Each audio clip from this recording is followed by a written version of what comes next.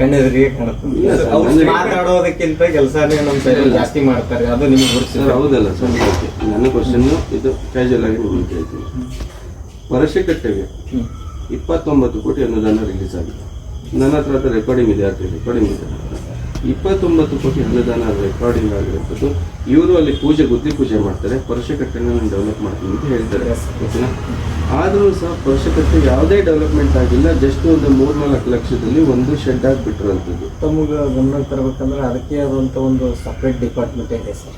ಯಾವುದಂತಂದರೆ ಈಗ BKDB ಅಂತ, ಈಗ ಕಲ್ಯಾಣದ ಸ್ಮಾರಕಗಳ ಬಗ್ಗೆ ಅನುಭವ ಮಂಟಪಗಳು ವಿಶೇಷವಾಗಿ ಎಲ್ಲಪ್ಪ ಅಂದ್ರೆ ಇದು ಅಭಿವೃದ್ಧಿ ಮಾಡಿಸ್ಲಿಕ್ಕೆ ಅದು ಒಂದು ಡಿಪಾರ್ಟ್ಮೆಂಟ್ ಇದೆ. ಈಗ ಆಲ್ರೆಡಿ ಅನುಭವ ಮಂಟಪ ನಡೆದು ನೋಡ್ಬೋದು.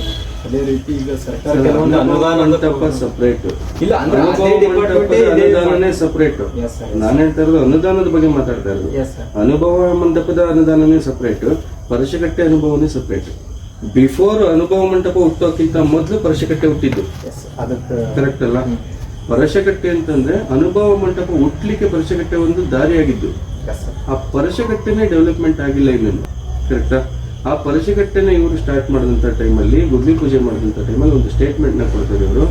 ಜನಗಳು ನಾವಿಲ್ಲಿ ಗುದ್ಲಿ ಪೂಜೆ ಮಾಡಿರ್ತಕ್ಕಂಥದ್ದು ನಮ್ಮ ಪುಣ್ಯದ ಕೆಲಸ ಇದು, ಇಲ್ಲಿ ಹುಟ್ಟಿರ್ತಕ್ಕಂಥ ಅವ್ರ ಕರ್ಮಭೂಮಿಯಲ್ಲಿ ಹುಟ್ಟಿರ್ತಕ್ಕಂಥ ನಮ್ಮ ಪುಣ್ಯದ ಕೆಲಸ ಇದು. ನಾವು ಇವತ್ತು ಗುದ್ಲಿ ಪೂಜೆ ಮಾಡ್ತಾ ಇದೀವಿ, ಆದಷ್ಟು ಬೇಗ ಈ ಕೆಲಸನ ನಾವು ಕೈಗೆತ್ಕೊಳ್ತೀವಿ, ಇದನ್ನು ನಾವು ನಿಮಗೆ ಕ್ಲಿಯರ್ ಮಾಡಿಕೊಡ್ತೀವಿ ಅಂತ ಅಂದ್ಬಿಟ್ಟು ಒಂದು ಸ್ಟೇಟ್ಮೆಂಟ್ ಇದೆ. ಅದಾದ್ಮೇಲೆ ಒಂದು ಸಾಂಗ್ ಸಹ ಬಿಡುಗಡೆ ಮಾಡ್ತಾರೆ, ವರ್ಷಕಟ್ಟೆ ಬಗ್ಗೆ ಒಂದು ಸಾಂಗ್ ಸಹ ಬಿಡುಗಡೆ ಮಾಡ್ತಾರೆ. ಆದ್ರೆ ನಾನು ಒಂದು ಲೆಟ್ ಮಿ ಕ್ಲಿಯರ್, ನಾನು ಹೇಳ್ತಾ ಇರೋದು ಏನಂತಂದ್ರೆ, ಆ ವರ್ಷಕಟ್ಟೆ ಜನಗಳ ಮನಸ್ಸಿಗೆ ಎಷ್ಟು ನೋವನ್ನ ಕೊಡುತ್ತೆ ಅಂತಂದ್ರೆ, ನೀವು ನಂಬ್ತಿರೋ ಹೊಡ್ತೀರಿ. ಇವತ್ತು ನಾನು ವರ್ಷಕಟ್ಟೆ ಬಗ್ಗೆ ನಾನು ವಿಡಿಯೋ ಮಾಡ್ಲಿಕ್ಕೆ ಹೋದಾಗ ಯಾರು ಪ್ರತಿಷ್ಠಾಪನೆ ಮಾಡ್ಕೊಳ್ಳಿಕ್ಕೆ ಅಂತ ಬಂದಿದ್ರು, ಬಸವಣ್ಣನವರು ಪ್ರತಿಷ್ಠಾಪನೆ ಮಾಡಿ ಅವ್ರ ಊರಲ್ಲಿ ತಗೊಂಡು ಅದನ್ನ ಇದು ಮಾಡ್ತಾರಂತೆ, ದೇವಸ್ಥಾನ ಕಟ್ತಾರಂತೆ. ಆಕ್ಚುಲಿ ಅದೇ ತರ ಅಂತ ನಡೀತಾ ಇರೋದು ಎಲ್ಲಾ ಕಡೆನೂ. ಬಸವಣ್ಣವ್ರದ್ದೇನು ದೇವಸ್ಥಾನ ಕಟ್ತೀನಿ, ಇಲ್ಲಿ ಪ್ರತಿಷ್ಠಾಪನೆ. ಇನ್ನೊಂದು ಮಾತು ಹೇಳ್ಬೇಕಂದ್ರೆ, ಅದು ಆ ಪರಶಕಟ್ಟೆ ಅದು ಏನು ಜಾಗ ಐತಲ್ಲ ಫುಲ್ ಅಕ್ಯುಪೈಡ್. ಅದು ಸರ್ ಬಂದ್ಬಿಡತ್ತ, ಅದು ಅಷ್ಟು ಅವ್ರ ಪರಿಶ್ರಮದಿಂದ, ಸತತ ಪರಿಶ್ರಮದಿಂದ ನೋಡ್ಬೋದು ನೀವು. ಅದು ಎಷ್ಟೆಲ್ಲ ಏರಿಯಾ ಎಲ್ಲ ಕ್ಲಿಯರ್ ಆಗಿದೆ. ಮತ್ತೆ ಅನುದಾನ ಕೂಡ ಇದೆ, ಸಂಬಂಧಪಟ್ಟ ಡಿಪಾರ್ಟ್ಮೆಂಟ್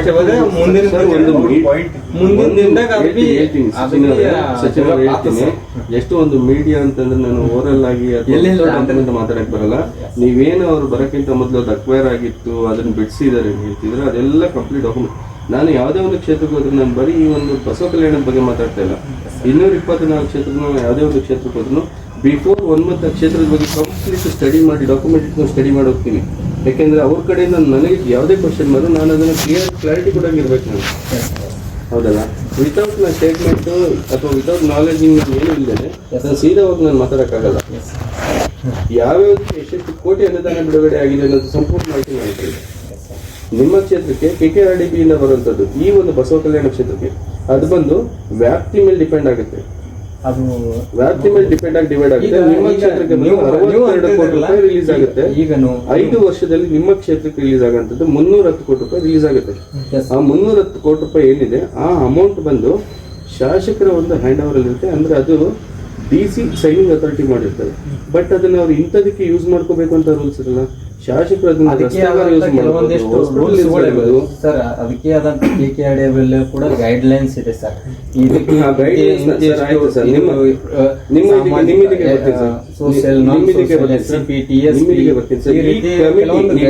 ಗೈಡ್ಲೈನ್ಸ್ ಇದೆ ಅಂತ. ಈ ಕಮಿಟಿ ಎಷ್ಟು ಮೀಟಿಂಗ್ಗಳಾಗಿದೆ ಸರ್? ಲಾಸ್ಟ್ 6 ಮಂತ್ ಆಗಿದೆ ಇಲ್ಲಿ ಮೀಟಿಂಗ್ ಅಲ್ಲಿ ಈ ಕಮಿಟಿ ಬಗ್ಗೆ.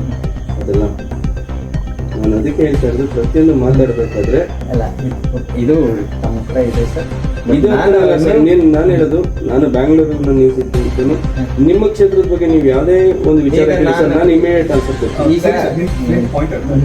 ಇವಾಗ ನೀವು 300 crores ಬಜೆಟ್ ಇದೆ, ನೀವು ಜಸ್ಟ್ ಇದು ಬ್ರೇಕಪ್ ಹೇಳ್ತೀರಾ ಅಂದ್ರೆ ಯಾವ್ದಾದ್ರು ಎಷ್ಟು ಅಲೌಟ್ ಆಗಿದೆ ಅಂತ, ಅದು ಇನ್ಫಾರ್ಮೇಶನ್ ಮೇಲೆ ಇರ್ಬೋದು ನಮ್ಮ ಹತ್ರ. ತಾವು ಅಂದ್ರೆ ನಾನು ಅದನ್ನೇ ಕೇಳ್ತಾರೆ ಸರ್. ನನಗೆ ಬೇಕಾಗಿರೋ ನನ್ನ ಕ್ವಶನ್ ಅದು 300 ಕೋಟಿ ಅನುದಾನ ಯಾವ್ಯಾವ ಮಾಡಿದ್ದೀರಾ?